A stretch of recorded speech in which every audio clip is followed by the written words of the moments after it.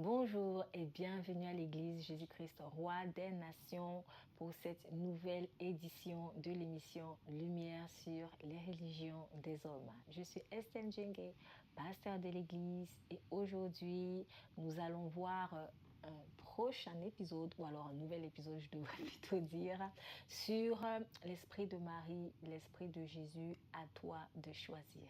À tout de suite.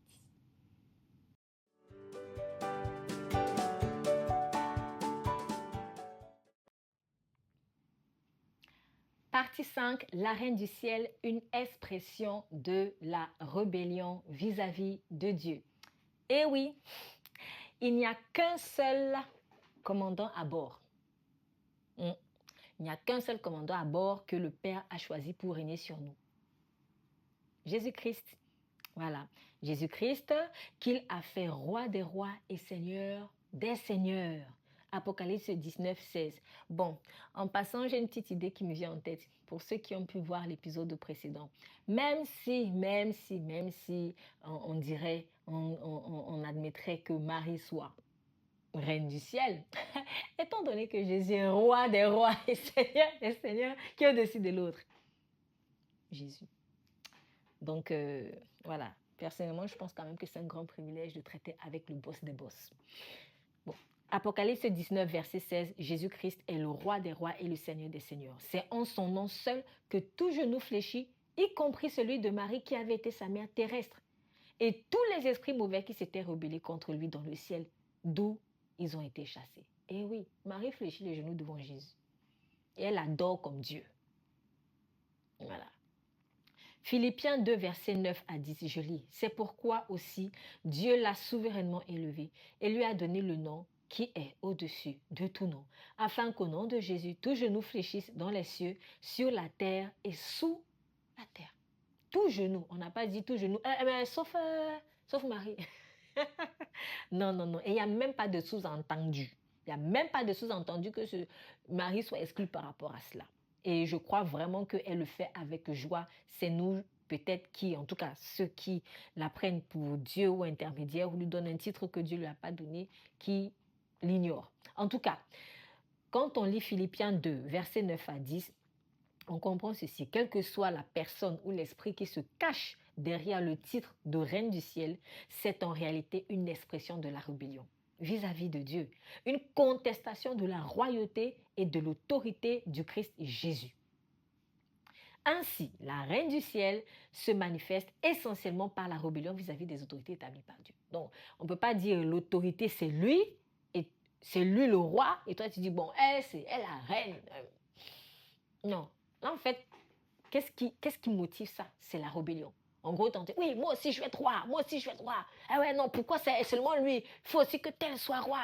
Il y a des gens comme ça, hein, quand ils n'arrivent pas eux-mêmes à prendre la place de roi parce qu'ils sont dérangés de ce qu'un autre soit roi ou reine, ils poussent quelqu'un d'autre, en fait, à le faire.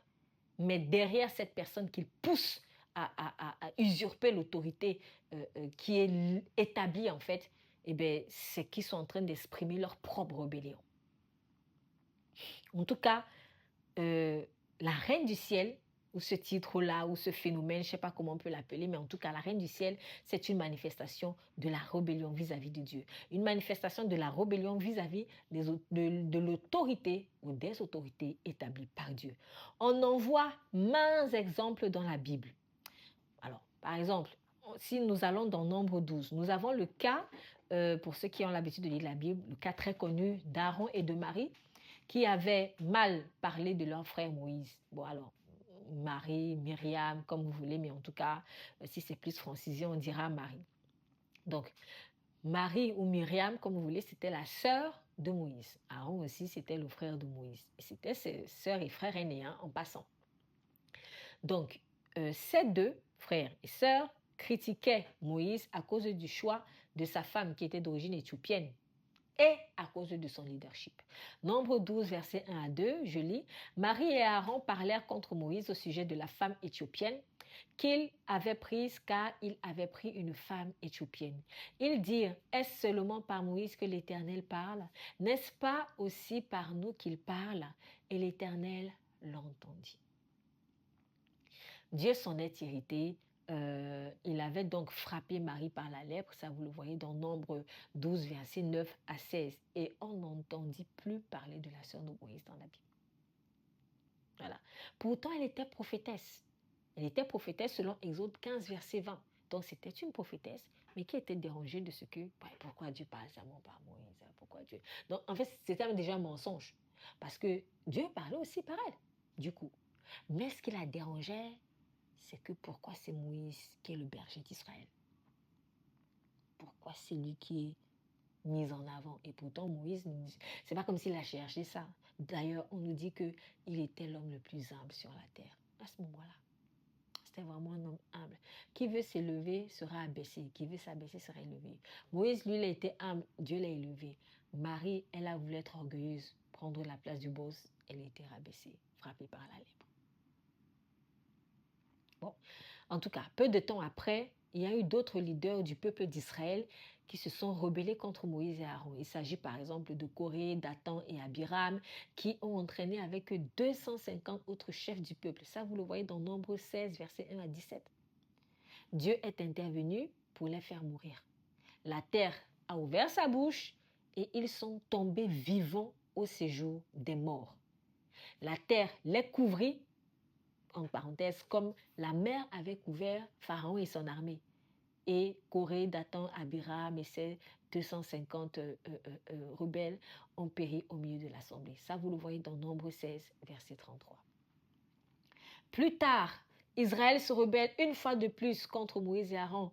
Dieu fit mourir par une plaie cette fois-ci les rebelles au nombre de 14 700. Nombre 16, verset 41 à 50, si vous voulez lire.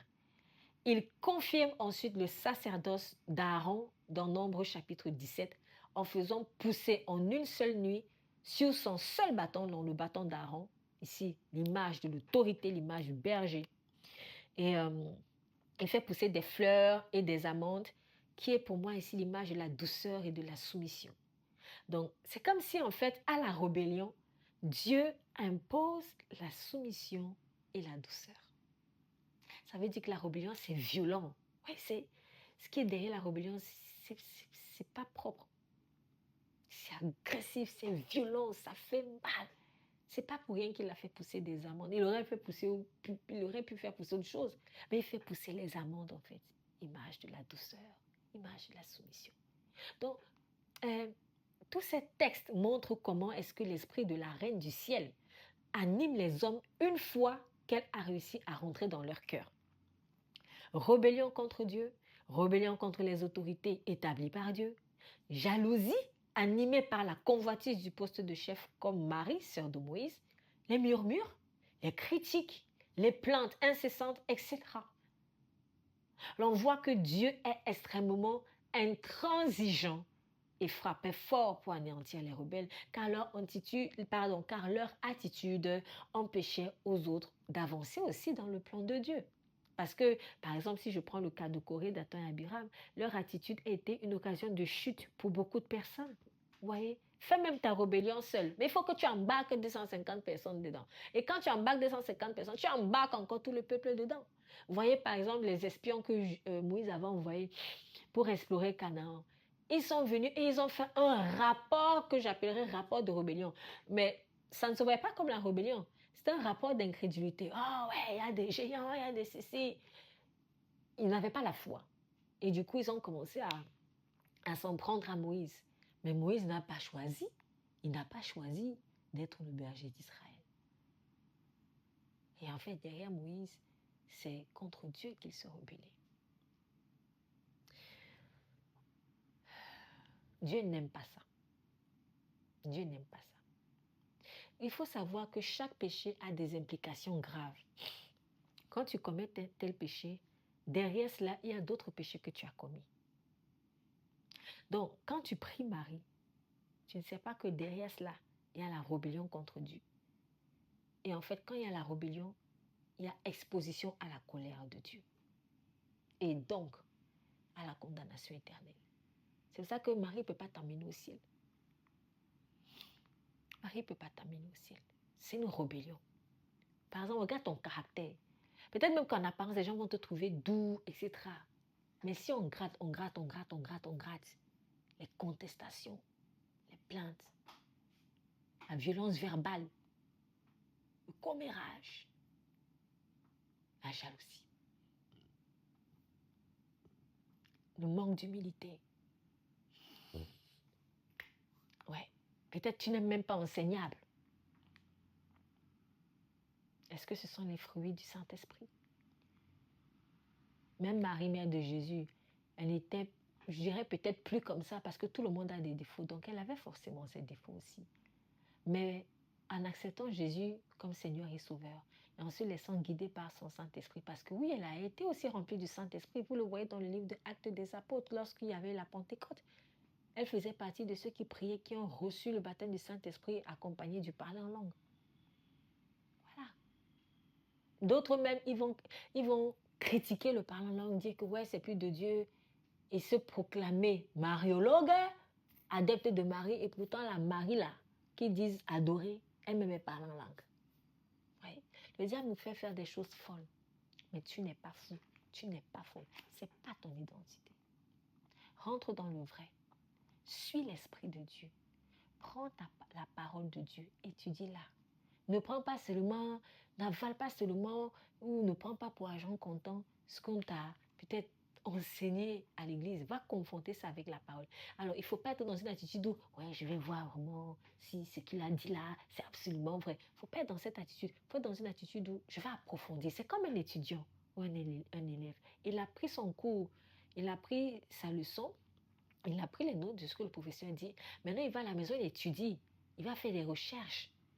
Et s'il arrive qu'en faisant ses recherches, il se rend compte que, ah, tiens, le professeur s'est trompé, là, il pourra aller dire, bon, peut-être, si c'est nécessaire, le professeur, bon, il s'est trompé. Bon, en tout cas, il ne va pas suivre cette logique-là. Donc, c'est dans cet état d'esprit, d'humilité qu'il faut aller étudier. Pas aller étudier pour aller absolument critiquer celui qui a enseigné. Ça, ce n'est pas non plus un bon esprit. Mais en tout cas, quoi qu'il en soit, sache que prier Marie, c'est se rebeller contre Dieu. Si tu doutes, demande au Saint-Esprit de te parler autrement. Père, merci beaucoup pour ta parole. Je te prie vraiment que tu nous aides à te faire confiance en tant que chef de nos vies.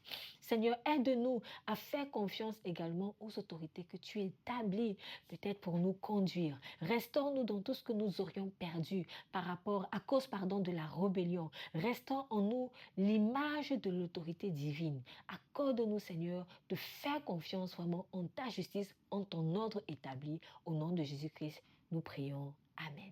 Sois béni.